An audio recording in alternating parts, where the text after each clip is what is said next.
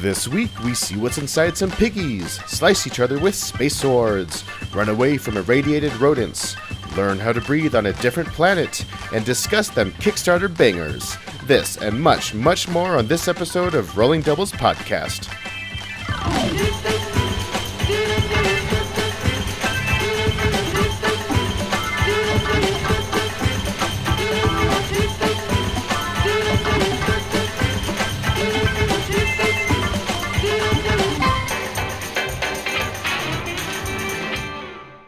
Welcome to Rolling Doubles, a podcast about two board game enthusiasts who have never met and rolled the dice on friendship. I'm Jacob Zestfully Clean Russell. And I hate it when bands use actor names as songs. Ryan Schneider. I need an example. Like who? Bill Murray. Bill Murray. There's a song called Bill Murray? There's a song called Bill Murray. I think it's the Beach House that sings Bill Murray the song, and I have no idea why. I think it was just because it's cool, and also because I'm a jerk. I mean, bands can name whatever songs they like, but for whatever reason, it just like twinges this part of my brain whenever a band like decides that they want to use. It was cool when the Gorillaz did Clint Eastwood. That was like the only one I could tolerate. After that, I felt like there was a couple of other bands that did it, and I just was like, I felt like they were just felt like it was cool, and it felt like it was a thing to do. But I think it's mostly because I'm a jerk, so sorry, everybody. Well, I was going to say, as soon as you said that, I was like, that's a jerk thing to say. But you're also zestfully clean, so talk to me about that. You must have had a shower beforehand, or what? So, I am very clean right now. But there was this ad campaign in the 90s. I am a child of the 90s. I was born in the 80s, but I was thriving in the 90s.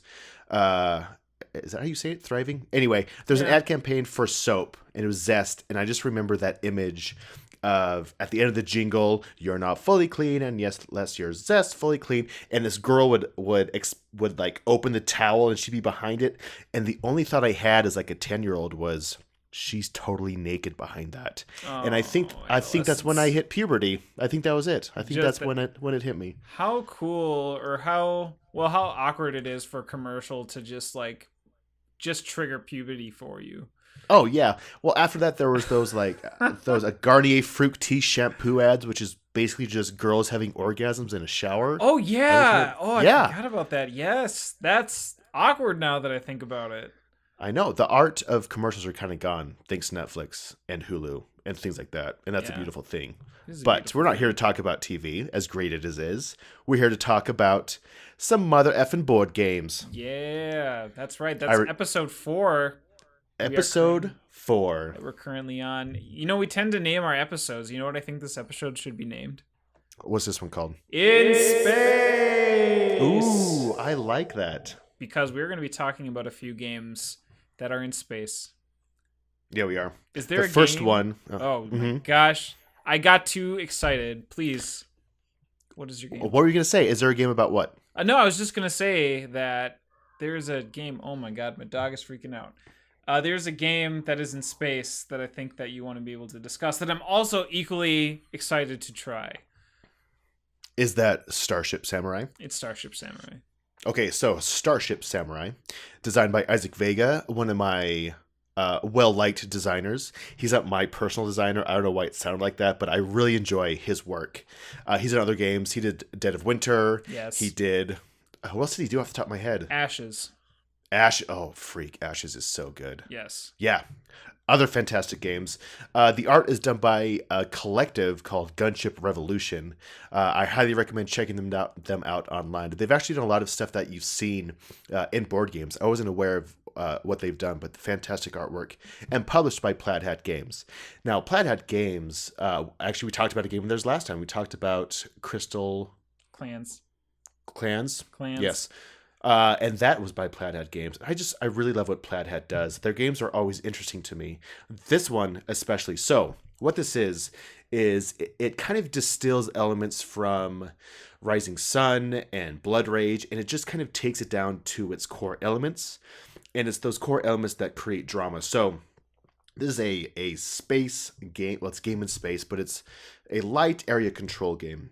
And I say light area control because it's not a set map. there are spaces on the map for locations, and you're moving your ships around and your giant samurai mechs around in space. And at the end of each round, there will be a battle phase, and ultimately the battle is just who has the most power in that sector. But what's manipulating these locations, and there's only 4 locations at most, but what's manipulating those locations are your movement. There are some action cards that you can play, and through the actions that you're doing, you're able to move people around, but there's only so many spaces in each location, so it creates great tension. On your turn, you're only there are only 4 actions available to you, and it's move and get wealth and get an action card, and a 4th one that I can't remember that One will more, come buddy. back to me at some point. Got one more. Come on, you hold can on. do Okay, it. hold on. There's move. There's Move. action. 2. No, yeah, action cards. Okay, action cards. Move action cards. 2. I just went down one. Now I can't I'm remember the just other like 2. I'm putting the pressure on you. No, it's good. It's good. I need this pressure. There's get wealth. I've already said that one. No. No, 3. Move. Okay. Move action cards. Get wealth. Oh, and yes, and then it's increase your influence in a specific clan. Let's say. You did it. And so, thank you. And so there are 8 clans overall that you're kind of vying for control over or influence over, and that's kind of your end game scoring there as well. And each location space, there's 4, like I was saying, will change each round as well. But those location cards are associated most of the time with one of those 8 clans, so it will give you influence depending if you have the most power in that location.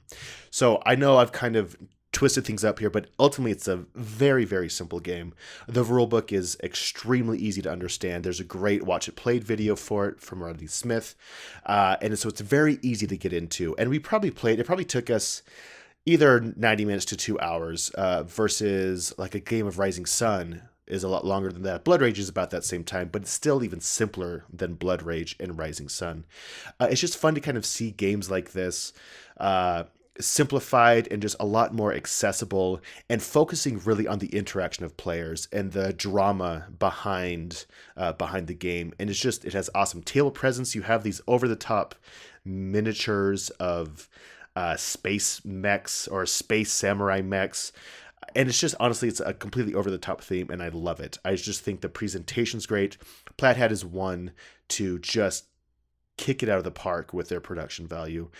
Just a high standard of quality, and it's just fantastic. Now you have played this game. You have not played this game.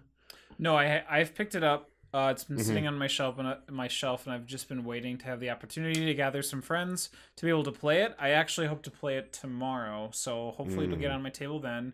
But yeah, I was originally attracted to this game purely on the title, Starship totally. Samurai. Like that, just it tingles a part of my interest that makes me really happy. And then when you essentially had like this Gundam-esque like illustration that looked extremely epic, I was very much interested and appealed to this game. And I actually had the opportunity to meet Isaac at Origins this year, along with again many others, and he was such a nice guy. We talked about Japan, we talked a little bit about games, just overall an awesome guy. So yeah, again, I'm really excited. I think you did a good job in terms of kind of summing up exactly what this game is. Again, there's a lot to say about those miniatures. I love me a good miniature, and I think Plaidhead did a good job as finding a good plastic sky to get like these really like pretty dope miniatures. Like there's a guy that has like the biggest wings I've ever seen on a miniature personally that I've seen. I know there's probably bigger ones, but like just for what comes in a standard board game, I think these are some of the higher quality ones. And if you wanted to paint them too, you could. They're pretty simple. They don't have much texture to them, so you can get pretty if you're not an experienced painter, I bet you could probably get these primed and painted how you see fit, pretty easily. So yeah, for those people that like that kind of stuff, like this, these miniatures are right up your alley.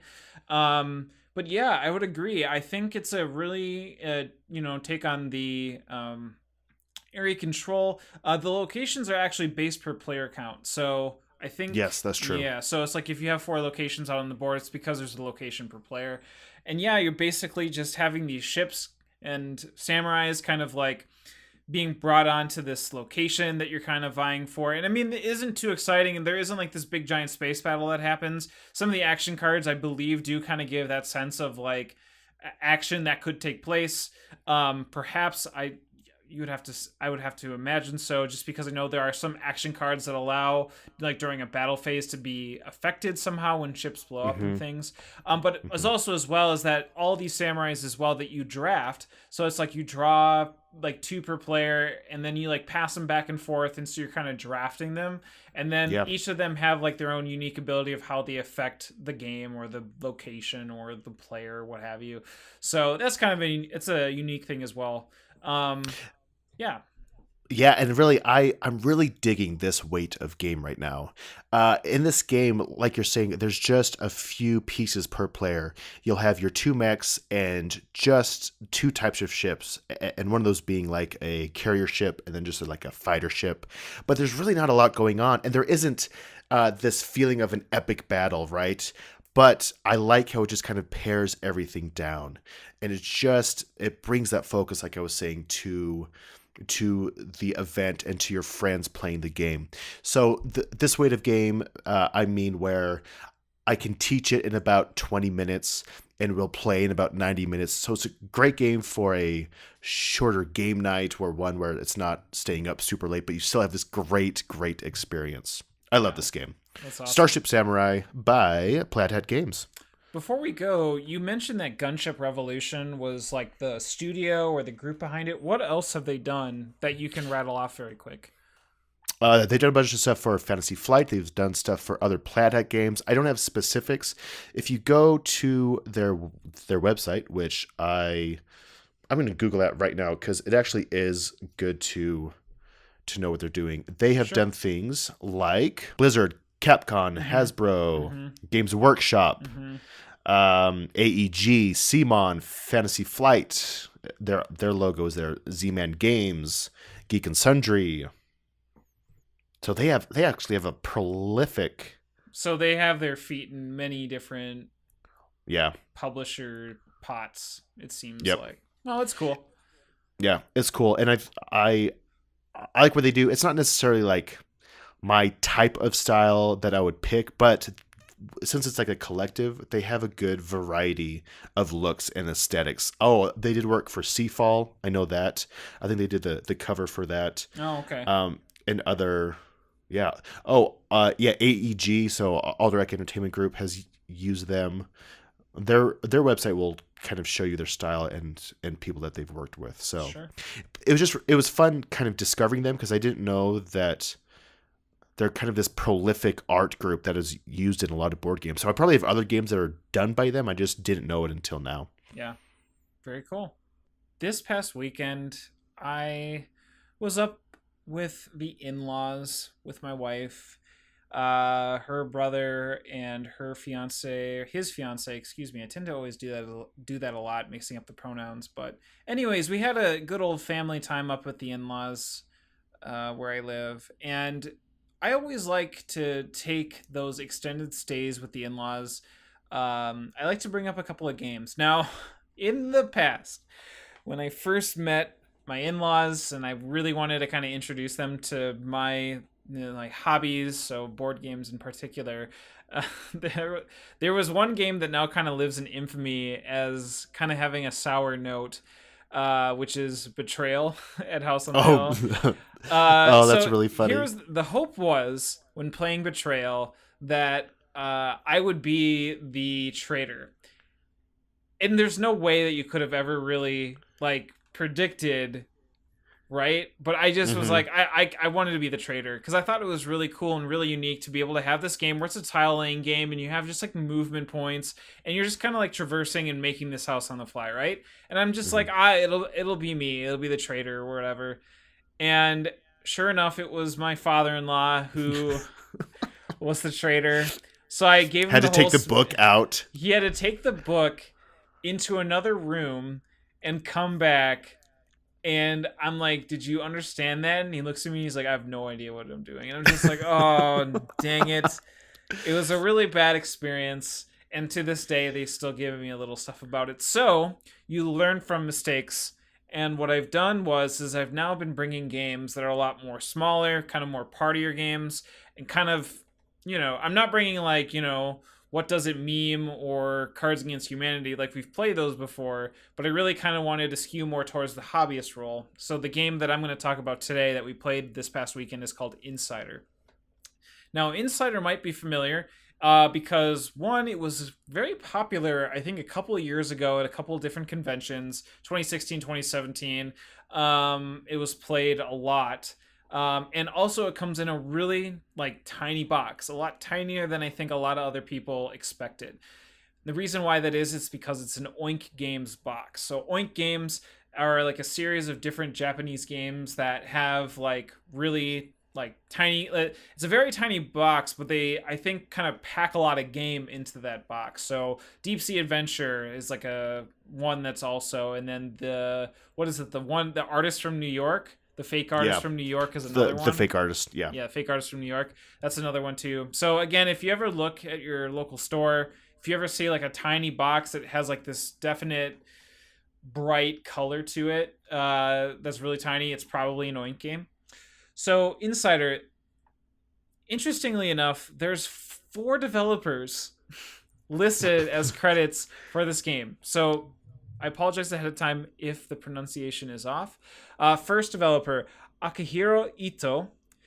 Second developer, Kwaji, just straight up Kwaji.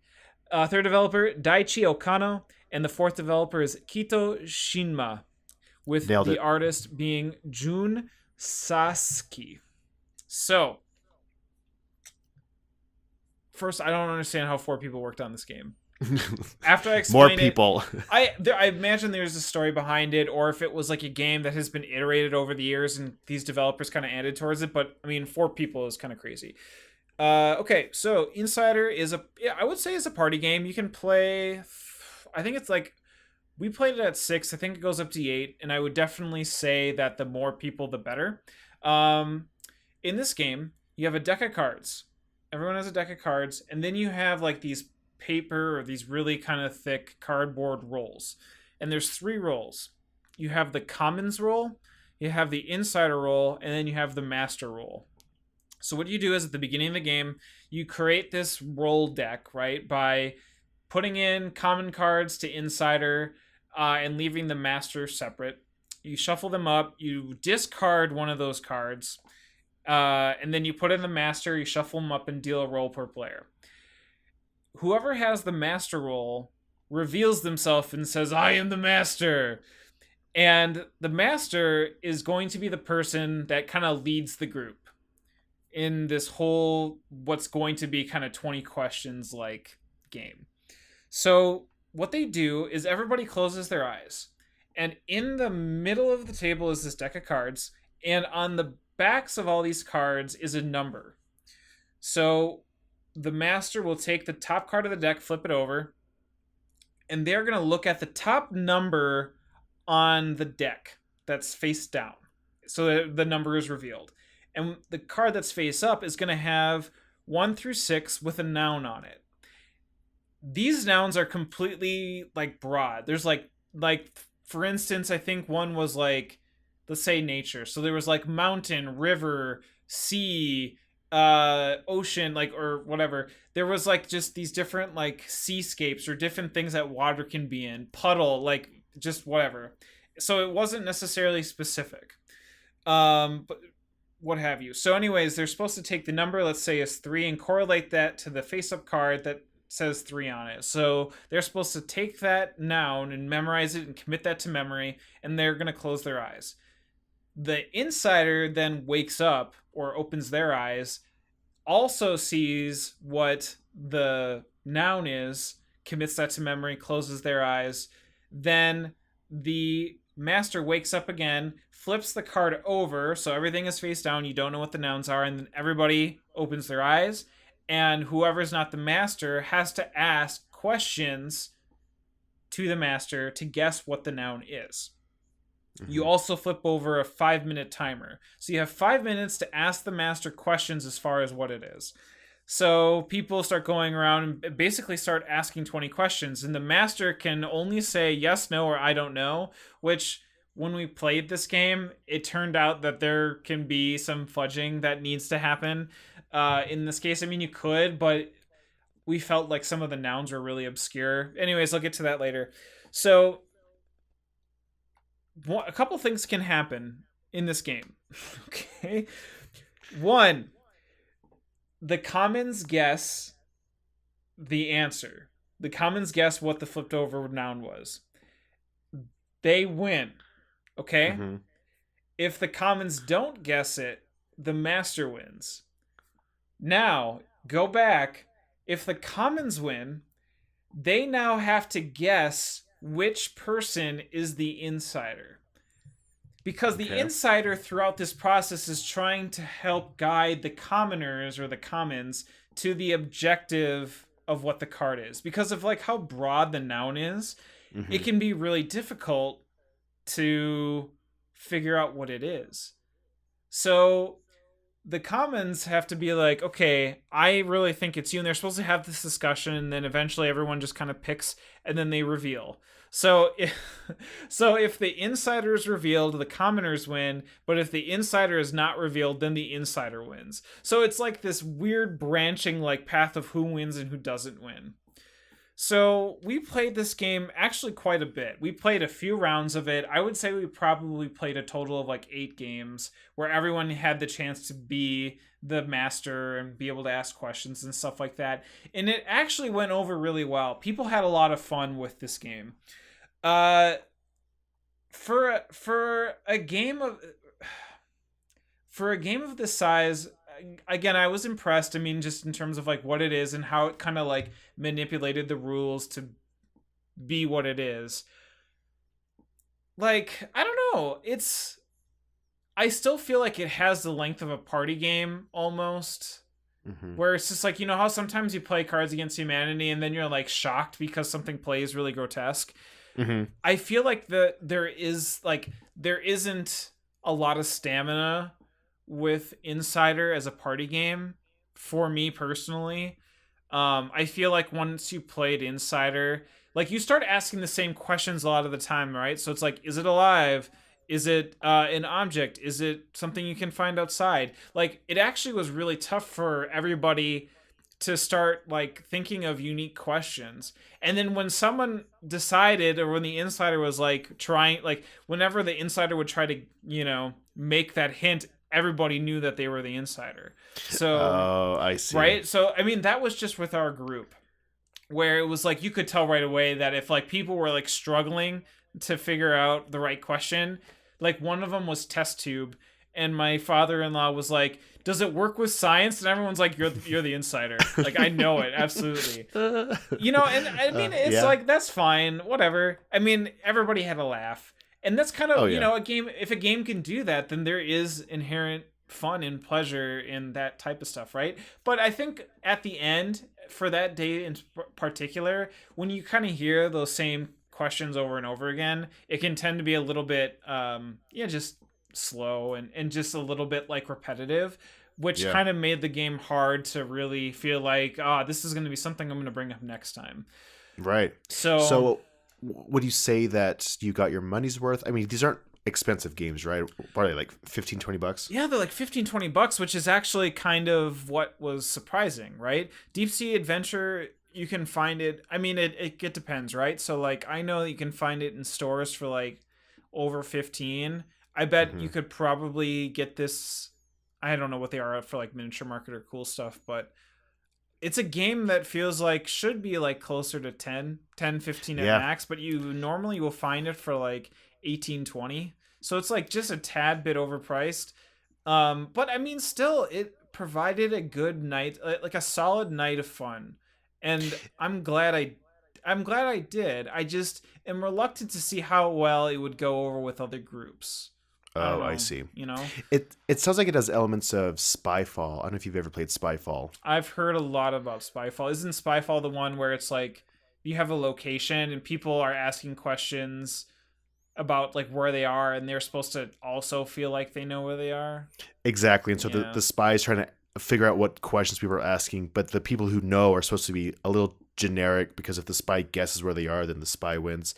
But it's that type of thing where someone could ask a question that's just completely obvious and they're like, you're the spy. And it's just, I mean, it's funny and it's great. I Yeah. do love Spyfall. I like that a lot, but it sounds really similar. No, I've always been interested in Oink games. Is this the only one you've played, or have you played the other ones? I've played Deep Sea Adventure, and I also played Fake Artists of New York. Which one's your favorite out of those? Shoot.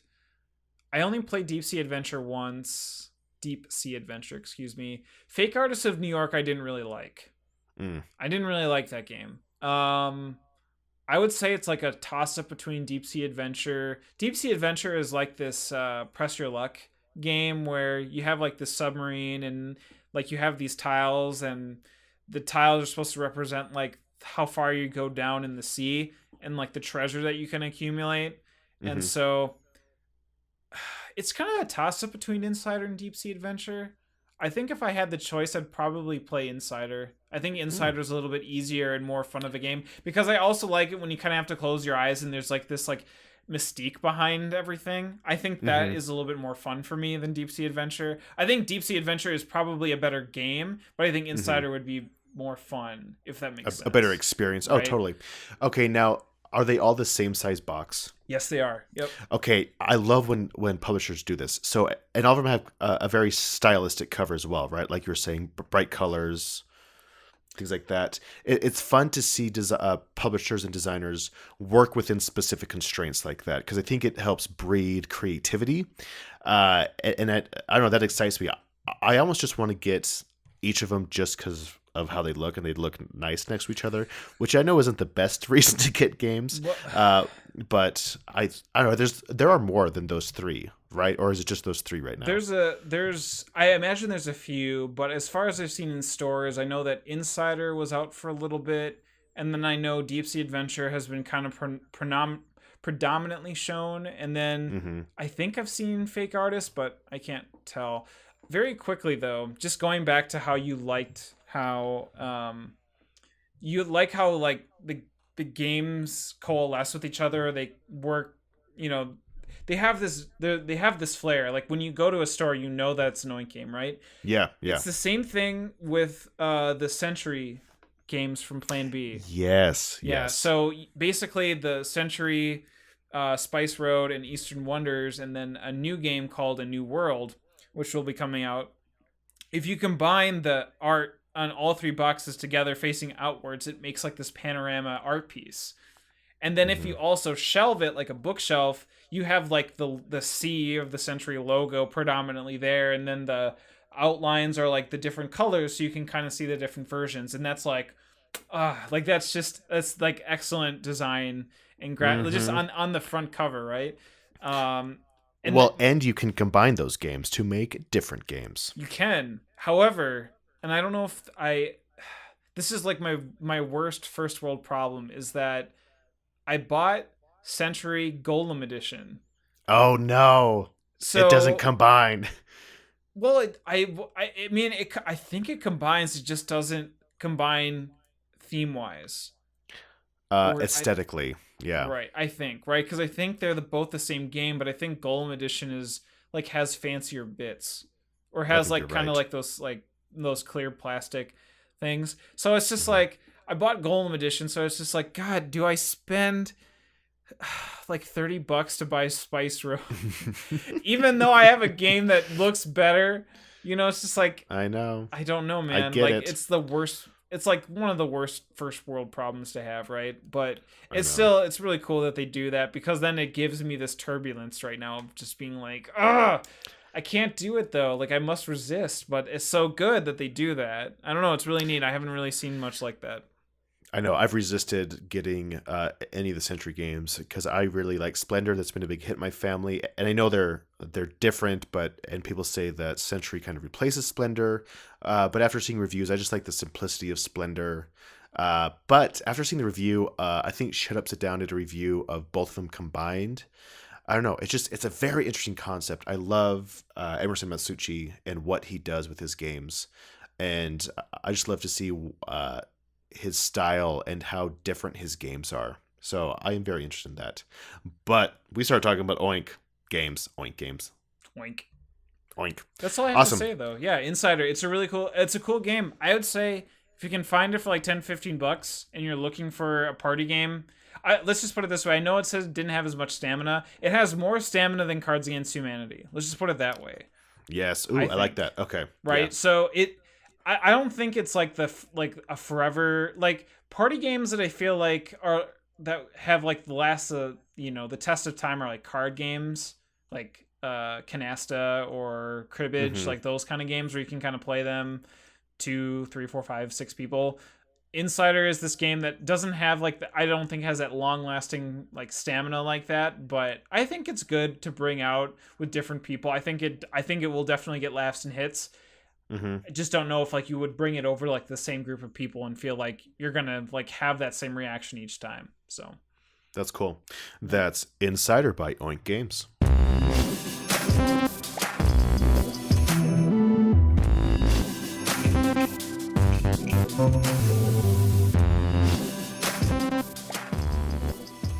So it seems like Kickstarter games right now kind of come in waves.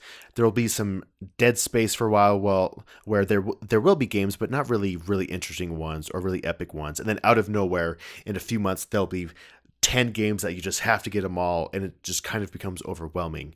And right now, I feel like we're in there. There are, in that wave, there are a ton of just fantastic games on Kickstarter right now. It's kind of hard to see which ones would really fit your fancy. game group. Yeah, your fancy, exactly. But there are a couple right now that are just standing out to us right now. Which one, off the top of your head, which ones are standing out to you right now?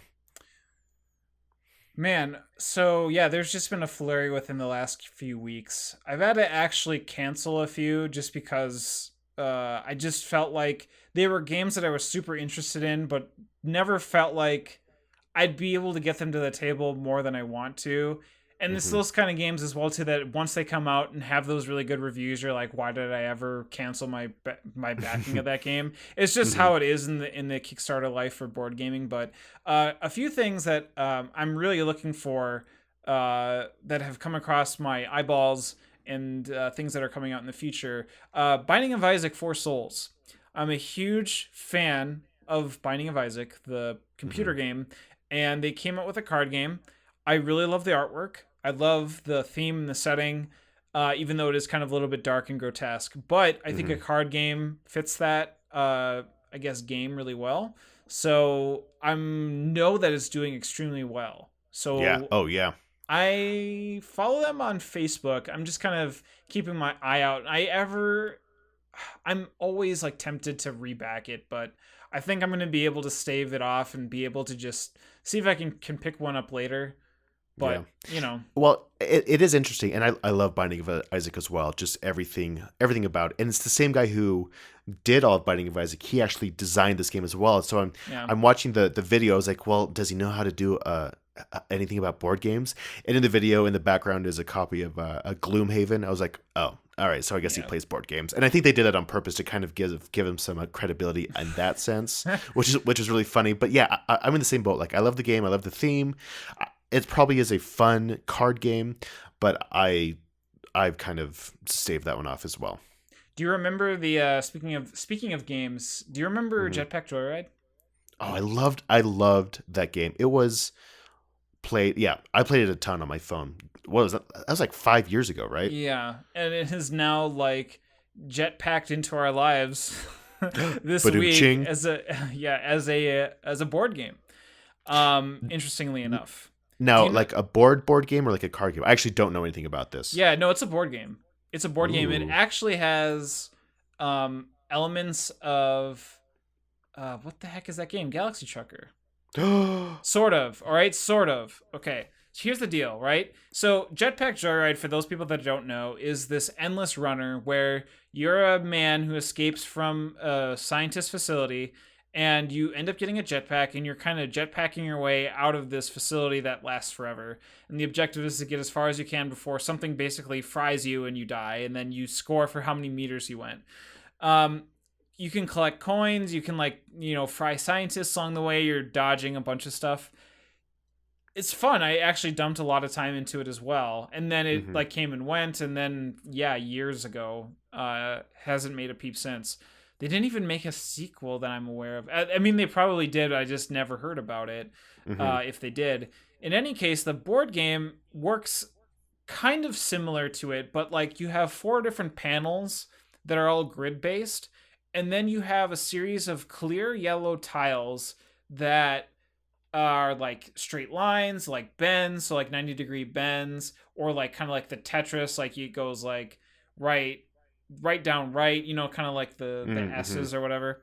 And what you're supposed to do is you have a time frame to be able to capture all the coins, so the coins are kind of like static on the board. And you're supposed to put your jetpack, so the yellow plastic clear things are your jetpack trail, and you're supposed to basically cover all the coins without hitting everything else within a time frame. And that's essentially Jetpack Joyride, the board That's game. interesting. Oh, that's Yeah. super interesting. Yeah, I'll check it out. I just like when, honestly, what this is a sign of the board game hobby becoming even bigger, right? Right. When it's creeping into other aspects of society like that. Yeah, Yeah. that's interesting. Yeah. Speaking of which, very quickly, like the board gaming subreddit is like close to 750,000 people. Holy cow, that's Yeah. huge. Like, I've kind of been off it lately, but it's fine sometimes. I just have a hard time with other people's opinions. I'm just kidding. I care what other people think. well, I can understand. I mean, they can tend to, the people do have very powerful opinions and do want to make sure that people know. But yeah, I mean, it's just again how crazy how still fast this industry and this hobby is growing. That's awesome. And yeah, so now having that, Jetpack Joyride coming into play too. But the one big game that I want to quickly talk about that I think has hit a lot of people's radar is the new Simon big box game called Cthulhu Death May Die. Mm. So a lot of people have probably heard about this, but if you haven't, essentially, I would say like maybe once a year or twice a year. Like Eric Lang, who's the prolific Simon designer, comes out with a really big box game every single year. And in this instance, it's actually co-designed by Rob Davio from Seafall, from Pandemic Legacy, and he also helped contribute towards this game. So again, in true Simon fashion, like you are getting insane miniatures. They are getting more detailed and bigger with each single, I think, big box release that these guys do. Hmm. And Cthulhu Death May Die is Simon's take on the H.P. Lovecraft theme and world. So Fantasy Flight Games has been in this whole H.P. Lovecraft, Arkham Horror, Eldritch Horror, the LCG game Arkham Horror LCG for years. And to be Hmm. quite honest, I'm actually extremely curious how Simon was able to gain access to Cthulhu. I don't know if it's public domain. It might It be. is, yeah. So H.P. Lovecraft wrote it in like the 20s. So Okay, it is, so it is public yeah, and domain. that's why a lot of publishers jump on that because it is free. So Yeah. yeah, it's public domain. So yeah. Anyways, it's Simon's take on it, and you can definitely tell like it tends to go on a tad more serious side to I think the kind of the Cthulhu-esque realm of games when it Hmm. comes to like this kind of big box nature. Mansions of Madness is again very moody and themey, but I think there's a little bit of kind of tongue-in-cheekness to it in like the subtext or the sub-theming of it all. I think there's a little bit to be, it is kind of a little bit insane, but I think Cthulhu takes it a bit darker, and I also think that this big box game makes it a lot more streamlined. Hmm. Even more so, like I know my Mansions of Madness 2, which is very Herald, is a really awesome game, and it is uses Hmm. an app to streamline the game to make it a like story filled experience. I From watching an hour long demo of this game, I think Cthulhu Death May Die is actually a little bit of like what is it, Arcadia Quest in a Yeah. in a Cthulhu themed world. Not exactly, but I think it takes a lot of elements. There's like so much dice chucking in this game. And there's also like an episode element to it, which I think where Rob Davio came into play. So what's going to happen is that you have very little in terms of what you can explore, but you have like these different episodes and chapters with the different types of elder gods that come into play. And like you open up this tiny box and out spills like a random set of cards and tokens that are unique. So you could theoretically play the same map different times for each type of elder that is out there, which is kind of neat.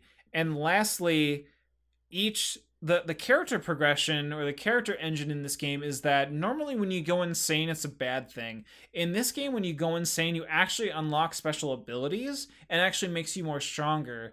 So you're rolling these dice and you're getting like the tentacle die, and then actually like levels up this track that once you hit certain thresholds, you can upgrade your guy. So in essence, you are kind of wanting to go more insane, but the more insane you go and the more powerful you get, you come that much closer to dying. So it's just like you get super powerful and then you're like the Hulk, and then all of a sudden you roll some tentacle dice and you then basically go super insane and you die, right? Mm-hmm. So it's this interesting take in terms of being like, not only are you losing health but also losing sanity, but you're also kind of getting more powerful now too. And there's other cards as well that kind of play into you becoming more stronger, like you become insane or OCD or stuff like that. So that kind of like plays off of that in a certain way. But very quick final thoughts.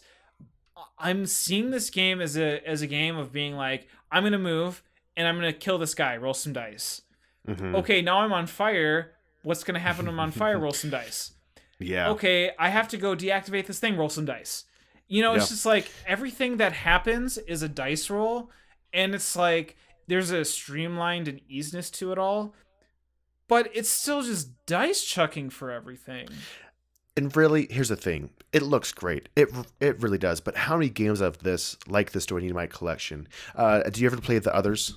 I have the others. I never played it before. Okay, the others is fantastic, and there's a lot of similarities between the two right now.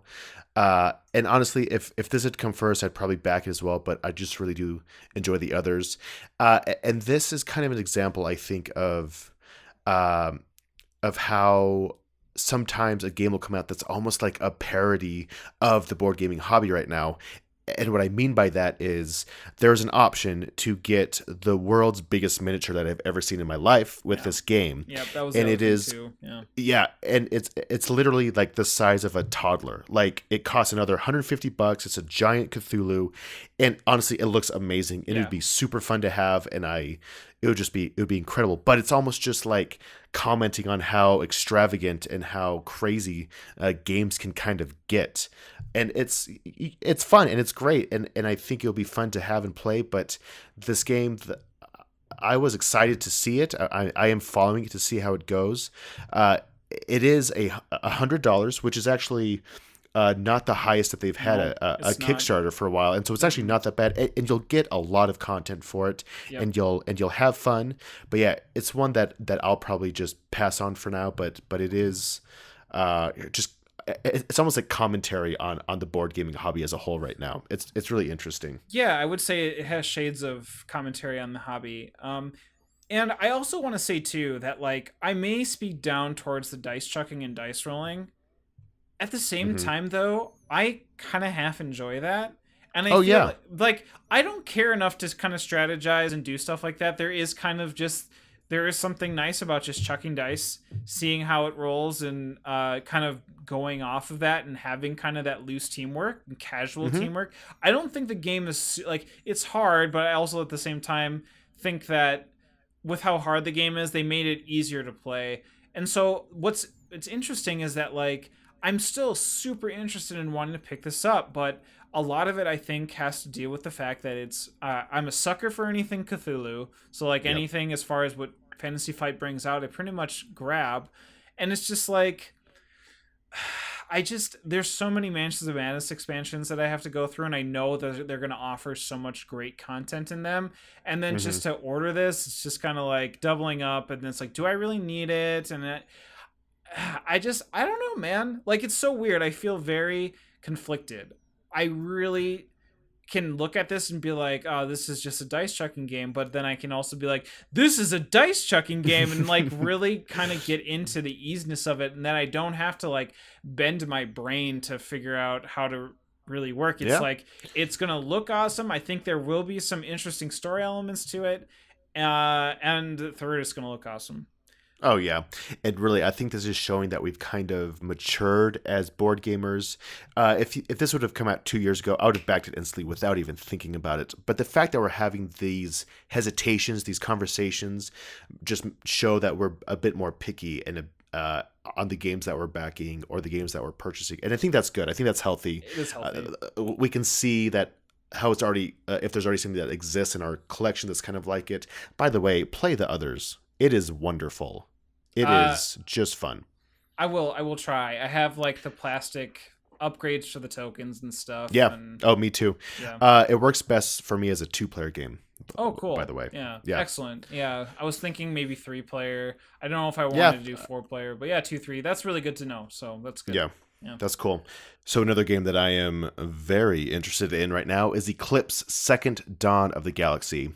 So the first Eclipse was one of the first games I ever got back in 2012. I believe it came out in 2011 originally. I probably got it in 2013. But this game it's a 4X space game. People tend to compare it to Twilight Imperium, but they're two completely different games, two completely different experiences. And I love both of them a lot. The first one, after playing it a lot, I did see a few flaws that kind of made me stop playing it. Namely, poor early exploration draws, and then those missiles that can just destroy you as soon as possible. And that kind of just killed the game for me after a while. I would rather just play Twilight Imperium because they tend to take about the same amount of time for us. But it was an awesome game, and I had little ship miniatures for it, and I did play it a lot. I feel like I played it a ton. So when they announced the second one, I sold the first one because I knew that this would be an improvement in general.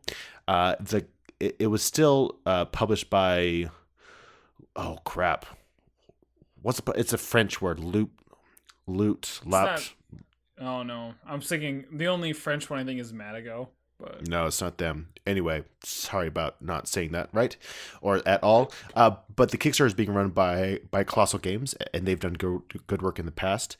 Now, I've really loved the changes that they've done to this one. But before we get into that, have you played Eclipse at all? Any history with you and Eclipse? to the chagrin of a couple of different friends of mine, I have not played Eclipse. I have been told to play Eclipse. I've been told I would love Eclipse. I have not played Eclipse. No, and that's fine. It's good. It's fun. It's more focused on the economic side of the 4X genre. So there's a lot of resource management, and it's just fun. It's a great game. I do highly recommend it. Now, the changes in this one, I like that they're putting a bit more emphasis on the production side. I think we'll get our money's worth. It is expensive. Like, honestly, after shipping, I think it'll be like $180 for everything.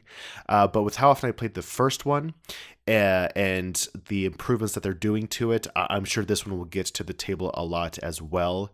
It does tend to be a hit with people that I do play it with, and I've probably shown it to a handful of different people, and they've all really liked it. A couple have even purchased it, and so I am excited for this. Now, I think in general people are happy about it. I don't know if it's being funded as much as the publishers would like, so I'm very interested to see how it turns out in the end. But for me, I'm completely happy with it. I was planning on backing it to the fullest extent anyway, and I'm just going to do that with this one. It does mean that I'm not going to back other games, though, and so it did take away... Let's see. So I was going to back the second printing of Heroes of Land, Air, and Sea, because that game also looks fantastic. But how many giant 4X games do I really need? All of them. Seriously, and that's how I feel. They just always get me, and I just think Heroes of Land, Air, and Sea does look fantastic. But I really should play Cthulhu Wars more, because that's a fantastic game. Yeah, sure. I really should play Lords of Hellas more, because that's a fantastic game, and will get even more fantasticer. That's a word.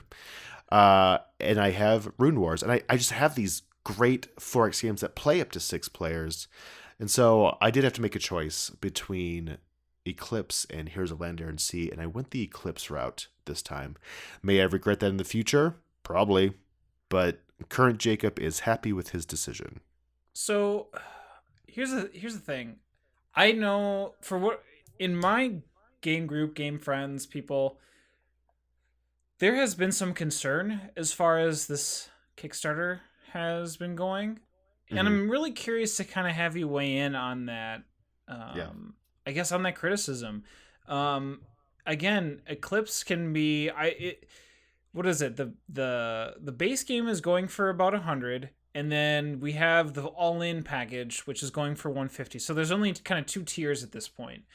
Mm-hmm. um I've been told that, or I've been kind of like peering in and out. I don't know too much about Eclipse. It doesn't 4X's are probably on the lower scale of games that I feel like I need to own. I just don't feel the urge. I'm more of a dungeon crawler kind of guy when it comes to Mm-hmm. my purchases in general. C'est la vie. uh I've just been told. I guess I've been kind of hearing through the grapevine, through comments, through discussion, that it did kind of go off to a little bit of a rocky start in terms of kind of what they're offering, and feeling like what they were providing wasn't, I guess they're trying to see like how where the value is coming in. Why is the game being marketed for $140 when it doesn't seem like they're offering all that? Does that make sense? I mean, It does, maybe yeah. maybe I'm making or my opinion of what's happening has been just kind of hitting the internet and reading a few comments here and there, and it just seems like there hasn't been too many people kind of coming to the defense of Eclipse in this instance. And it's a shame because, again, and I hate to always keep referencing this, but again, I got to meet the people over at Colossal and got to try out Terra in London, which is kind of their take on the Mm. Star Realms like stuff.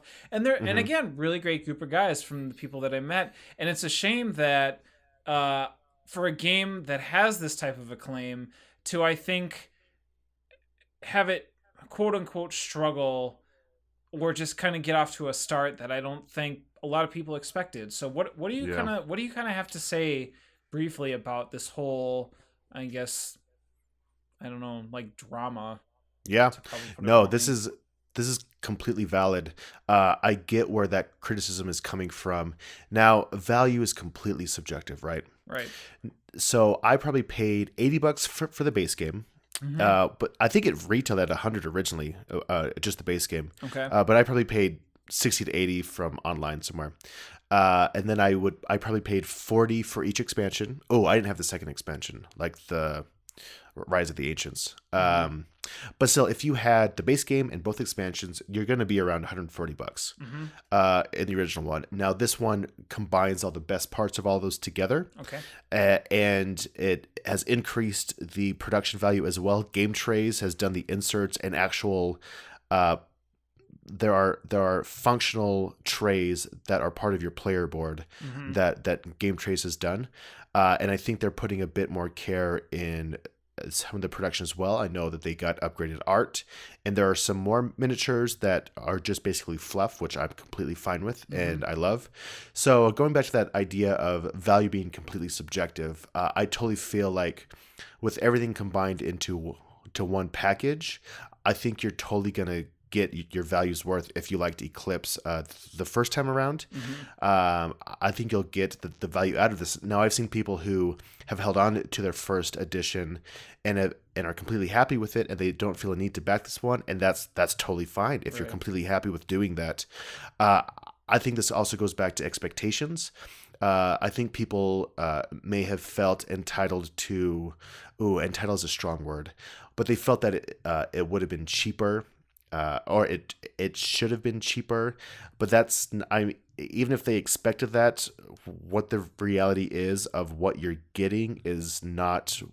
Just may not be what they were expecting originally. Mm-hmm. So I think as they are able to see it when it arrives, after it's all completely produced and everything, I think they'll understand why it costs that much. Right. But I fully support it, and I understand that this is a labor of love for a lot of people because this game was extremely popular, and I think they want to help bring it to another quote unquote generation of gamers.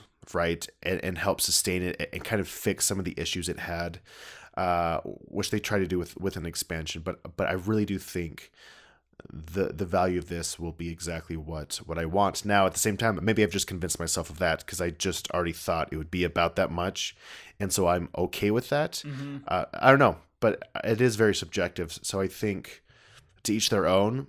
I'm totally on board, and those who aren't, they don't have to back it. I do feel bad.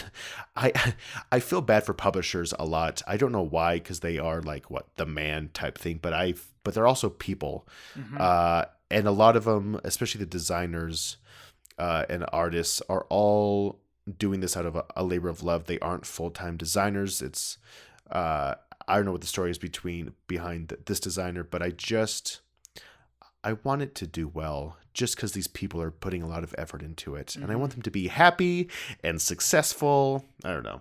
Does that make sense? I kind of rambled on there, but that's what I think about that. It does. And I think too, when it comes to just in terms of quote unquote getting your money's worth, did they redo, like, did they actually take the effort and like remodel the ships, and or are the ship models the same? Like, if you That's a good compare the two question. different, like, to me that would make sense. Like, if they said, okay, we're taking Eclipse, we're gonna take all the ship models and all the plastic, we're gonna give it a facelift. They gave the graphic art a facelift, giving the illustration a facelift, game trays.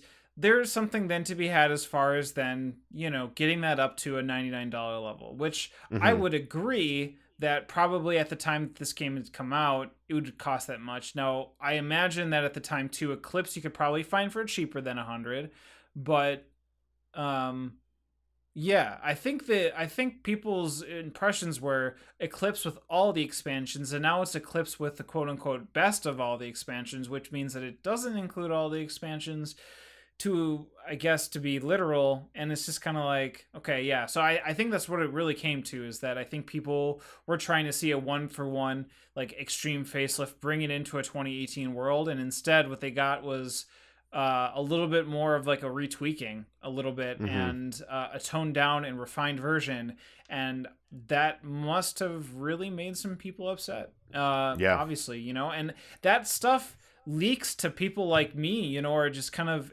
just overflows, and then all I'm seeing and reading about and hearing about is just like, I don't know, people's like, oh, this Kickstarter is the worst, and it's just like, you know what? Kickstarters are the worst when they take your money and then they don't like deliver, or they just try to really scam you and stuff like that. Like this, sure, it's not, you could make the argument that it's not the best Kickstarter in the world, but at the same time, like, I think people tend to just be like, it's the worst. And they just really kind of hammer it home, which is kind of like a little bit, okay, we get it. It's not the best, but I mean, is it really awful? I don't know. I know. I don't, I'm not that passionate about it.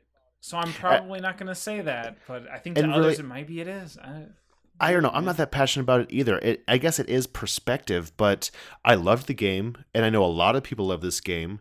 I think this just, like I was saying, it's not, expectations were not in sync between the publisher and the audience it's going after. It'll be really interesting to see how it ends up, like the funding, what that Yeah. ends up with in the end. It'll be really interesting, but I'm excited for it, and I think it'll be great. And I think I'll be able to get it back to the table, and those issues are kind of fixed for me personally. So for me personally, it's a win. It's an auto back. It's a full back. It's a full back auto back. Nice. Also, I do not know why that we didn't really, for me, Eclipse didn't. It makes sense now that's part of our space episode, but originally I did not like. It was our next game in Starship Samurai that was like the in space games. Wow. Eclipse is It's totally a space. What were we doing? We were spaced out. uh-huh, uh-huh. Yo, dad jokes all up in this.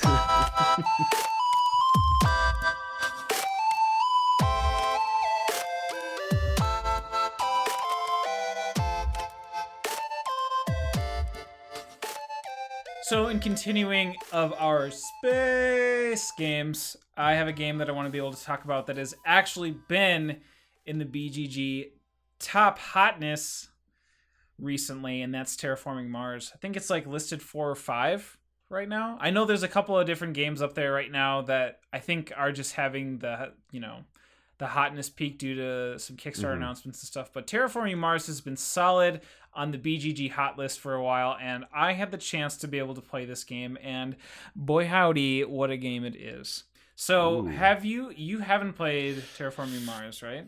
No, I haven't, and I've heard just how great it is, but I really have no desire to play it. But I'll explain that after you give us a little overview. Cool. So, Terraforming Mars. What this game is about, well, first, let's step back a little bit. Terraforming Mars, published by Stronghold Games, and it was developed by Jacob and Isaac Frixalius. I like it. Frixalius. That's a good last name. In Terraforming Mars, you to set up the game, you put a board game mat on the top of your table. Anyways, yeah, what you're trying to do is you're supposed to terraform Mars, which I think in our lifetimes, I think we'll see people land on Mars, honestly, and I I think think so. we'll get to this point. Whether or not it becomes extremely habitable, who knows? But this game's a nice little interesting peek as far as like the concept of being able to take the next planet in our solar system that is closest to us and what's it going to be like to make it habitable for humans. And so in this game, what we're trying to do is we're trying to win by having our terraform like victory points or our terra meter. Essentially, it's the amount of points that you have at the end of the game. And there are a couple of different tracks and things that are needed to be done in order to trigger the end game. So, one thing is that we need to raise the temperature from 30 degrees negative Celsius all the way to 8 degrees Celsius. We also need to raise the oxygen level from 0% to 14%. And then we have a total of 9 water tiles that need to be placed on the board. Once all those items have been completed, the game triggers endgame and scoring starts. So, looking at this game board, you have Mars, you have a honeycomb grid layout, you have like all these different tracks. You have like this huge like on the outside of the track, it's like these orange like button with numbers around it. That's actually mega credits. That's what they consider money in this game, or kind of like the point values. You have like these milestone and awards. It's a really busy board, right? Like it's Hmm. especially accentuated by like this orange border that goes around it. I actually kind of wonder if they took the scoring track and made it a separate thing, whether it might have maybe flowed a little bit better. I don't Mm. know, but it's a busy board, and so when you're looking at this board, it's really intense, right? It's like, how in the world am I supposed to play this game? When in fact, it's again one of those games where once you start playing it, it it goes super fast. Like each turn goes fast. You're going back and forth. You're making decisions. You're always engaged, especially in my two-player game. So that's kind of a little bit easier. But here's how the game works. You have a phase where you pick up these project cards. You pick up 4 of them. What you do is you look at these project cards, you take a look at them. Well, first, you also, okay, I'm so excited that I keep going ahead of myself, I get it. right? You, there's a corporation, right? You pick yourself as a corporation, and your corporation has like this asymmetric advancement or trait or ability that you have that allows you to kind of excel at one thing that maybe another player can't. So maybe you would excel at mining, or maybe you can excel at being able to put cards down or project cards, or have like special events go out, or some other stuff, or like making more energy or stuff like that. There's just like some little minor thing, a little backstory about your corporation that you're essentially kind of racing with other corporations to terraform Mars to make it habitable. So once you do that, every turn of this game, what ends up happening is that you look through 4 project cards, and these project cards have different things that you're trying to do, different requirements in terms of being able to do it. So you look at these cards and you look at it and you're like, okay, I want this card and this card. So you pick those 2 cards and you discard the rest. And for each card that you pick, you pay 3 mega credits. All right. And the amount of credits you have is equal to your terraforming rating. So at the beginning of the game, everybody has 20, or defined by whatever thing you choose. And you keep those in your hand. And then going back and forth, doing an action per turn, what you're able to do is play these cards or be able to activate like standard projects. And you're essentially going until you can't do it anymore, right? So there are cards where like you can cause a meteor to hit Mars, and so boom, stuff will happen, and then like that takes like an immediate effect. Or sometimes like you can create algae, or you can create little cute plankton or something, whatever, that requires certain climate thresholds that once you do, you play this, you gain points and do blah blah blah blah blah, and you start raising these things all together. And you just kind of keep going back and forth, and you're doing that. And it's not necessarily take that. It's just like you're kind of in, you're raising these meters and gauges, and you're just kind of, again, making these events kind of creep up from Mars at where it is today to having it be inhabitable. So all of the cards that you end up playing at the beginning of the game, a lot of the stuff is very much like minor. It's very like primitive, in terms of getting everything. But the more cards you pick up and you keep and you play, by the end game, you're doing like all the late game stuff where like you're colonizing it. You have like these factories, like mining, and it has this interesting, neat, projection or just growth within the game. And so you're doing that, and that's all it really is just doing that. And then after you played all your cards, you gain a bunch of resources, and then you just start it all over again. And what's really cool about it is that like there's constant resources coming at you. Like you never feel like you're ever at a point where you don't have enough to do. It seems like you're kind of either getting like a bountiful resource in something else, but maybe not in another. But you're still getting a bunch of stuff, whether it be credits, whether it be mining, whether it be gardening, or just putting tiles out on the table. Like you're just doing, there's like this constant progression that I think always happens, and that's kind of how your strategy ends up playing out. So yeah, you just keep doing this, you're doing this, and then as you start getting through the game, you can collect milestones. So for instance, if like you reach a terraforming rating of 35, you can pay 8 mega credits and put a cube on that, which nets you 5 points at the end of the game. If you have, what is it, like you have like a player board, and if you're up to like a production of 10 mining, you can claim the milestone to get 5 points towards the end of the game because you had reached the builder first. There are awards where you can kind of bet on yourself, being like, at the end of the game, I know that I'm going to have the most tiles that I own out on Mars, or I'm going to have the most amount of money at the end of the game. And so you can kind of bet it, and that goes incrementally up. And if you are successful, you get 5 points. If you aren't successful or you're second in line, you get 2. So, yeah. So, again, turns go really quick. You're playing it. There's like set collection, there's tiling, there's engine building. So like what's interesting is that it's like got these very different unique mechanics, and it isn't necessarily a jack of all mechanics.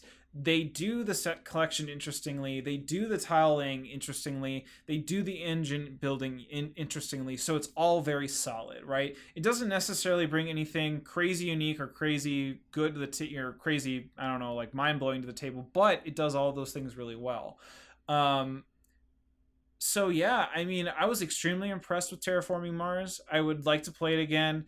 I don't know if I could do it with more than 3 people. I think 2 players was really good. It was a really good 2-player game. 3 players I think would be kind of cool if they knew what they were doing. 4 players, that's too much. I don't think I'd really enjoy it. But I do understand the hype behind this game. I understand why people like this game as much as they do. And I was impressed. I'm not interested. My friend is like totally into it, is like getting the expansions, has like all the new corporation cards, has tried it playing it with draft, has tried playing it with corporation cards that help with engine building more. The base game that I played was a lot of fun, and I would love to play it a few more times to be able to just experience it more and be able to have more of a strategy going into it. But man, Terraforming Mars, it's quite a game. I enjoy it. It's pretty cool. That's interesting. You said that the 2-player was your favorite, and that actually was the first time where I was actually interested in playing it. The 2 main things that have held me back over the past year or so are length of play and component quality.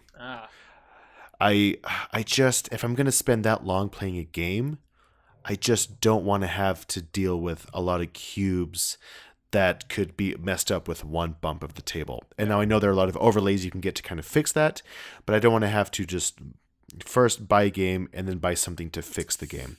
Honestly, I'm sure it's a fun time, but playing it 2 players, what was your length of play with 2 players? It was an hour 21 minutes. Hour 20. Oh, that's not bad at all. 1:30. Okay. But you're right. Very quickly, you're right. The biggest con of this game is you need a custom insert. There is no way. I mean, you could, right? People have done it. I've seen it being played without inserts. But playing it with inserts, having it all kind of quote unquote like decked out, it's really hard. It would be really hard to feel like there's so many cubes that are on your player board, and they just give you a tiny sheet. They give you a piece of like plastic paper and be like, "Go to it, go do it," and you're just like, "No, like that doesn't work. That doesn't work." You know. But then again, I think it also does keep kind of production stuff down. But at the same time, I also feel like that is the best way to play. I think the enjoyment goes up immensely, and it is unfortunate that Stronghold didn't do something to address that. But also, it is also. Excuse me. It also seems very much like Stronghold. Yeah, sadly. You know, to do something like that. So it's just like, that's why, right? So my friend has kind of he invested into it, and that's like really cool. I don't feel like I need to own it, but I do now finally understand the hype. I'm glad I played it. I recommend you play it, but I don't think just by vibing off of you that it's a game. I think it's a game you will extremely enjoy, but I don't think it's something that you probably want to own. Yeah, so I think my wife would like this kind of game as well, and it would just be us 2 playing it. And if I wanted to invest, I'll back up. If I wanted to play this game a lot and then actually invest into those overlays and stuff, then it would be completely worth it. How many games of this weight do I need? This goes back to what we were talking about with Death May Die, where how many games of the same weight do I need? Now, I don't think, on the other side of that, I don't think I have a game like Terraforming Mars in my collection. The other thing that is holding me back is that there will be a Vital Lacerda Mars terraforming game coming out. Oh, yes! And that's the one I'm going to get. That's actually one of the Kickstarter games I forgot to talk about just quickly was Escape Plan? No. So On Mars is Vital Lacerda version, which will be intense, but also Escape Plan, which is one of the Kickstarter. Yeah, we totally forgot about that. Anyway, but that's, and so I think that will be my Mars terraformation. That's not a word. Close enough. Nailed it. Yeah. It communicated. That's interesting. That's a Terraforming Mars by Stronghold Games. So this isn't necessarily a space game, but it is a sci-fi game. But one game I've been playing lately is Fallout from Fantasy Flight Games. Now, I keep wanting to call it Fallout the board game, but it is not that. It is just Fallout. But it is from Fantasy Flight Games, like I was saying. It's designed by Andrew Fisher and Nathan Hajek. And this game is pretty polarizing. Now, to my happiness, an expansion was announced today for it, which I'm very excited for. Today. Now, I did totally bury the lead there, but I do love this game. And I'll explain why it's polarizing in a sec, but in this game, what you're doing is you and up to 3 of your friends are going to be exploring the wastelands, and you'll be killing bugs and other enemies, other super mutants and radiated enemies, and you will be exploring tiles and discovering locations and having adventures at these locations. And it's a very straightforward game. This is not a complex Euro. It's just a roll dice and have an experience type of game. Now, one big aspect of this game are the narrative aspects. A story is going to unfold in front of you, depending on what you do and depending on the scenario that you are playing. The base box, I believe, comes with 4 scenarios, hoping the expansion will come out with more. Actually, the expansion is coming out with a cooperative scenario, which I think is a big plus to it. But in these scenarios, the layout of the tiles are different. Now, the reason I love this game. Uh, I feel like I am playing Fallout, the video game, Yeah. with this board game. Now, I'm not a huge Fallout fan. I played a buttload of 3. I never Mm-hmm. played New Vegas. I played about half of 4 and lost interest. All right. But 3 was very impactful to me. I loved that game. I loved the expansions. But this game gave me, honestly, it gave me that exact same feel where I'm going around, and honestly, sometimes things don't happen in the game, or sometimes very exciting things don't happen in the game. Sometimes I just find myself walking around and shooting bad guys, which I totally did in the video game as well. So this game, I think, why it was disappointing for people was expectations weren't met. And it makes me think about, what do I want out of a game? I never expect perfection from a game. I think that's why I don't consider myself a reviewer of board games, because Mm-hmm. I find myself seeing the good in all board games, and I just can see what it does for me. So I've played this game with 3 players and with 4 players. I think ideally is 3 players, and all of us already enjoy Fallout as an IP already, and we all just really enjoyed it for what it is. This is not a deep strategic game. This is not a game that you're trying to win. It's just a game where you just have an experience in the wastelands, and I really do have that same feeling. Now, I totally get the criticism and where it's coming from, but it doesn't really bother me. I talked about narrative aspects a bit, and sometimes the story doesn't even finish before the game's over, and I Right. get that can be frustrating. Right. Uh, and there's no real connection between players. There's not a lot of interaction Right. between players, which I also understand. But, I'm going to put the Fallout soundtrack in the background. We're going to fight some bugs, and we're going to buy some cool loot, and we're going to level ourselves up. And it's honestly, it's a great translation of a video game to a board game, and I'm very excited for the expansion. Now, what's your experience with this game? Uh, wow. Very similar to you. I played a lot of 3. Did not finish 3. Played a little bit of New Vegas. Didn't finish New Vegas. Going into 4, I was like, I'm not going to buy 4, and then I bought 4, and same thing Mm-hmm. happened. I have a thing called AP, which is adventure paralysis, where so here's how I am with games. When I start a game, specifically a single player game, I like to complete everything, right? So if Mm-hmm. there's like little side quests, little achievements, like I do want to try my best effort to go through it and complete it all. So when I can't, or when I'm finding that there's another settlement that needs our help, and I've done it like 10 other times and it's just never ending.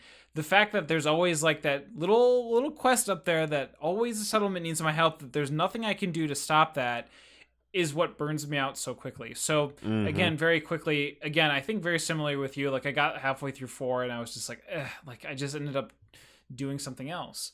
Mm-hmm. So when it comes to Fallout the board game, I have it again in my collection, and sadly have not played it. It's just one of those games I just have every intention to, and it's in my head, and then just life comes up, and I just can't end up getting it to the table. And when I was reading about the expansion, which is New California, Vault 44, one of the biggest things that I've been hearing about in the credits is exactly what you described, which is the game ends with the player who has the most influence or triggers the Oh influence yeah. tracker to reach a certain point. And while you could be in the midst of a thing or a story, a mission, or a campaign, the game will just be like, "Yep, it's done, it's over." And then the game ends and you don't really see how it gets to play out. Or that essentially, when you're playing it with a group of people, you're playing a game solitaire and 2 other people are playing it with you solitaire. Mm-hmm. So it's just kind of like, that gives off like a weird Karuba vibe. Have you ever played Karuba? No, I've heard of it, and it does sound interesting, but I do understand how it's very like solitaire, and you're just kind of having the same experience Yeah, with the people around the table. exactly. So interestingly enough, though, that does not uh, that does not dim me or disinterest me from still playing this game. Hmm. I'm still very extremely interested to play this game, because I think what I'm also really excited about when it comes to board games is the story it tells. Yeah. And I think Oh yeah. Fallout does a really great job, or from what I can tell, does a really great job of being able to match the same type of story that you would expect from Fallout the video game. Yeah, and it's funny that you say that it talked about how the game will just end before you finish the story. It sounds like that's both of our experience playing the video game, where we Right. just kind of stop playing and we don't see the end. And I'm the same way. I played so much of 3 and of the expansions, but I never finished a storyline for Hmm. the same reason. I just, oh, I'm gonna go see what's over happening in this. Was Far Harbor in that one, or was that 4? I don't remember. Far Harbor was 4, I Uh, think. Okay, there's one in a Terraforming was giant 4. ship in 3. I don't remember, and then there was like No. an alien ship. But yeah, it's the same thing. Where and it's about expectations, and that actually makes me happy that even though you've heard this criticism, it's not gonna it's not dimming your excitement to play it. And I'll be really interested to see how you think about it after you do play it. Yeah. But I've enjoyed my experience of it. I definitely want to play it again. I've played it a few times already, and I think the expansion will just keep the interest in that game alive. I don't know how well it was received. I guess it was received well enough to bring out an expansion.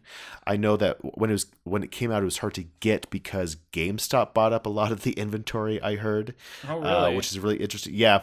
Now this could be a very interesting glimpse into the hobby from someone who's not already in the hobby. So a Fallout fan, let's say they see this at a GameStop and they buy it. I wonder what they think about it. I wonder what they think about board games in general after playing this game. I I think that'd be don't. interesting. Yeah, I wonder if it. People, I imagine there's going to be a chunk of those people that take it out, start reading the rules, and they immediately are like, just nope out of it. Oh yeah. I have a Oh feeling totally. about that. I do hope, and I can't imagine that I think it does kind of influence people's interest into the hobby a little bit more, and being able to be like, oh Hmm. wow, this is a decent, like not reorganizing, but just what is it? Not retheming, but just being able to make that connection, right, from the Yeah. digital to the physical. Yeah. It's I awesome. really hope. I really hope. It seems like it does. Like you said, it does a great job, and I think it's going to connect people. I will say that it probably in that crowd. No, I don't want to. I don't want to say like those people are dumb. I don't know. Like game.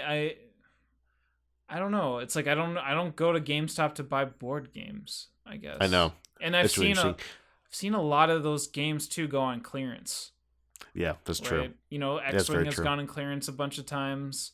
Yeah. I even think Fallout went on clearance not too long afterwards too. So it's Oh, just kind of probably. like, with that being said, like you can't move those copies, and it's just like I don't know. It's we'll see if GameStop does transition.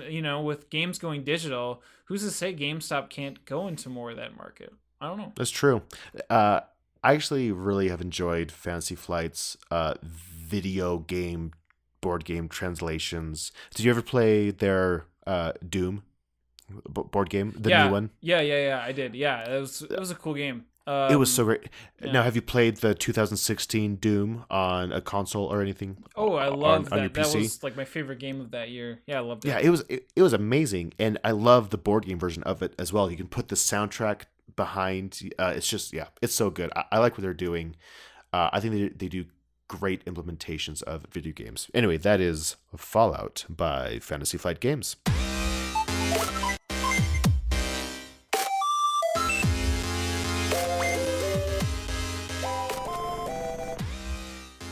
This is the part of the episode near the end where we like to be able to ask ourselves hard hitting personal questions some of the time. But I think Yeah, in this sometimes. episode, yes, this episode, I had a question in mind that I've been wanting to ask Jacob, and I'm going to ask him. I'm going to ask him right now. And Ask me. I will. So we hang out on Discord a lot, he and I, and we do chat back and forth now and again. We kind of just send little messages about like games we played or just like things that we see or just generally just kind of catching up. Nothing too much because we do like to save a lot of what we'd like to discuss for recordings like this. But we also talk about a little bit of our personal lives and like things that are going on. And for those that don't know, and hopefully this isn't oversharing, but you are a family man. You have a wife, you have 2 kids, you own Mm-hmm. a home, you home Mm-hmm. owning person. And one of the things that really interested me is that you really have been keeping up with the scene quite a bit, and you do have a lot of board game nights. You do, again, we've made mention on the show as well that you do have the Gamer Curator, which is your YouTube channel, Mm-hmm. where you do take the time to be able to showcase, again, the type of style and art and gameplay of games, plus this podcast. And it's Yeah. like, I'm really curious as far as when you first been introduced to games from your wife to today, being a father, having a full-time job, playing games, board games and video games, spending time with your kids. Like, how has this whole experience for you been? Like, have you noticed this transition? Has it been was there like a hard like not like a hard transition, but just like a hard cut in terms of like, okay, my life is now this way, and then this is all going to change and stuff like that. Like, talk to me, talk to the audience and us about like what has it been, for someone like myself, where I have a 7-month-old dog who's a little butthead sometimes, and me and my wife are like, oh my gosh, are we ready for kids yet? But for you, it's just like you're doing that and with a bag of chips, right? Like Oh you guys man. are going into it. So talk to us about it. 2 words. Neglect family. I'm just kidding. I'm just kidding. Whoa! No, I'm Shut just it kidding. Okay, down! so Shut it down! some background. So I do have 2 kids. I have a 6-year-old and a 3-year-old who turns 4 on Monday, and then we have a third on the way. So this is actually a fantastic question that I was just talking to my wife about a couple nights ago, and really, all it comes down to is a balance. I need to make sure things are in balance. And I am a hobby person. I love hobbies. I love so many different hobbies. And what I had to do is I had to cut hobbies. And that was a hard decision to Right. do. Yeah.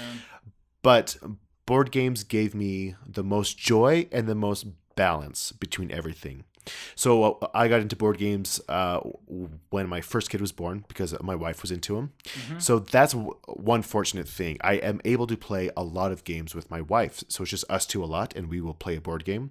But I've also been fortunate enough to be surrounded by a lot of friends who are very supportive of this, and they will allow me to force board games on them as well. And so I've converted a couple people into board games. I've found friends who are also into board, or people who are also into board games through work or other experiences, and they will come to my game night. Now, I have a game night every Thursday night. Like, that is a standard. That is what's happening on Thursday night, and nothing comes before that. And so that's one thing that's helped as well. Now, these games are always happening after the kids go to sleep, and our kids go to bed at probably about 8ish these days.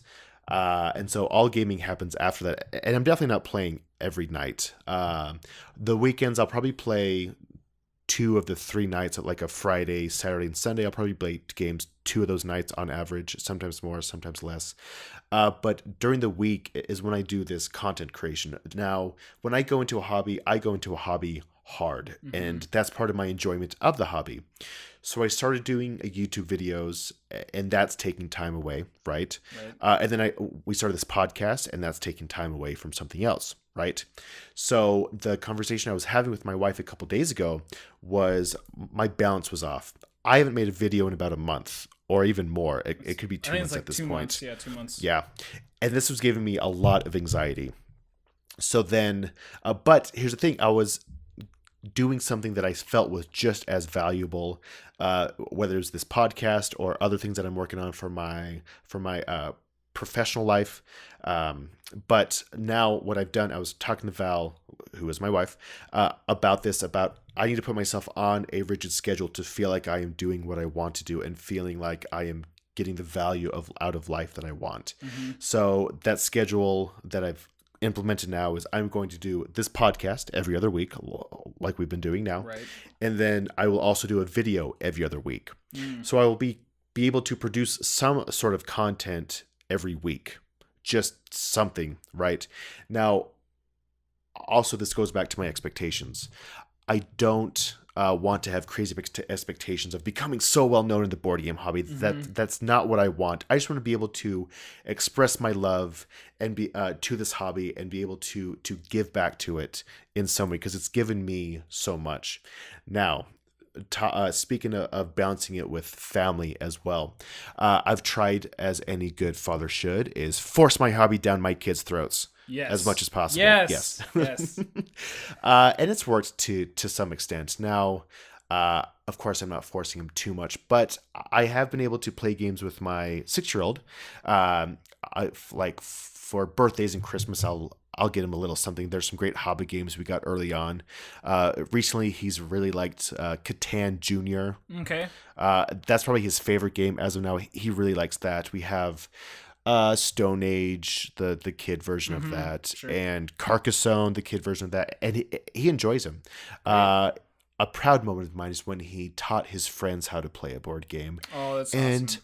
A soft tear fell down my face. No, but it was great. But this is something where if he likes board games, great. If not, that's fine. Right. I tried, but it gives us that time together as well. So it is this weird kind of balance and what I need to choose to do, right? If I had time, I would love to get into RPGs. I would love to get into miniatures gaming. Yeah. I would love to get into RC cars. I did that for a little bit. Like, I have these things I would love to do. I just had to be choosy and picky, and really, if I want to get into a hobby, like, really love that hobby. And I think that's one thing that's been great about this is that this hobby brings people together. And when we have people over or we're at family gatherings, people ask me to bring games, and they know I'm the game guy, and I like that. Me too, and I'm man. totally Me fine. too. Yeah, Yes. yeah, and it's great. And so and it's fun to bring people into this hobby, and I'll meet people either at work or through other avenues that they find out about it, either at the gym or other things, and there are friends from the gym that have come to game night. And it's a fun way to get to know people, and it brings that balance in. It's not just me in front of a screen playing a video game, which I also love doing, but that's had to be cut back a lot for this hobby. It's me interacting with people, and I think I found that balance of having a socially rich life while still being able to do a hobby that I love. Sure. So that is the longest answer to the shortest question. But does that make sense? I don't know if you have any follow-up questions with that. No, that makes a lot of sense. So yeah, you made mention. I was just kind of curious of the hobbies that you had to cut. So you said like RC cars was like a hobby that you had to cut. Mm-hmm. Now, that one I wasn't like heavy into, but I had like a super nice car, and it was just fun to. But I cut it because no one was in it with me, and it was just kind of doing it by myself. And it's not, but it was fun. But it had to go. It was expensive, But yeah, I don't know, like. I could really get into a lot of video games, but I had to just pare that way down. So now I just have a Switch that my kids can play, and that I'll play sometimes. But I got rid of all the other consoles. Me too, just man. kind of focus on this. Yeah. Yeah. I'd love to go hiking a lot. I do. So back to balance. I do make sure that I'm at the gym every day. I am at work every day. I spend time with my family every day. And I do something with this hobby almost every day because I also do like freelance and stuff. So also I don't sleep a lot. That's a big key of it. How can you give an average as far as the amount of hours you sleep per night? It's probably like 6, which isn't bad. It isn't bad. It should be more than that. Yeah. But I'm up at either 5:30 or 6:30 for the gym, and I just need sleep. Well, it's probably that also cuts in when the kiddos decide to come into your room and wake you up for breakfast. Oh my gosh. Or whatever dream that they had that night, right? Or they peed their bed or something. I don't know. No. Oh, man. So like, no, but it's good. Does Valerie help you with the videos at all, or is that just completely you? It's just completely me. She'll help by she's a very supportive wife, and she is just awesome with this. at first it was a bit rough because I was probably a bit out of balance where I was putting too much time into it, so I was neglecting other things.